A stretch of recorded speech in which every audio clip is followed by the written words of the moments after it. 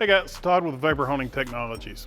Today we're going to talk about our window rinse on all of our wet blasting machines. So the purpose of the window rinse is to actually lubricate the window, give you better visibility inside the machine. Now, the problem arises in what do you do if you hit the foot pedal and the window rinse doesn't work. There's a couple quick things you can look at to check to see what's going on with your window rinse. One of the very first things I always recommend that you do is go to the back of the machine back here. On the back of your machine, there's a window rinse solenoid that will have this small blue water line coming out of it. If you disconnect, pull this ring down and pull this up forwards, that disconnects the line. Now if you hit your foot pedal, you should see water come out of here.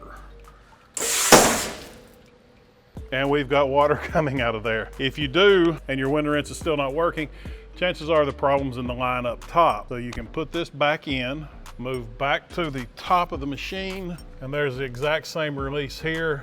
Not gonna pop this off and shoot water across the showroom, but you can take this one off, hit the foot pedal again, and see if you've got water coming through. If you still have water coming through the hose, the next thing you're gonna wanna do is actually go to the window rinse nozzle.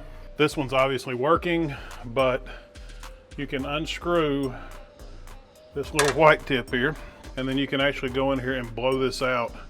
You could have a small amount of debris. It's not a very large hole in here. Anything can get caught in there and stop this thing from running. If you've went through all of those steps and nothing is actually working, then we could have a bad solenoid and we would need to replace the solenoid. And for that, you'll need to call in and we'll go through troubleshooting tips or tricks to try to figure out what's going on. If we do narrow it down to being the window rinse, then we'll send you another window rinse solenoid to replace that one. Hope this helps. You can give me a call at 828-202-5563.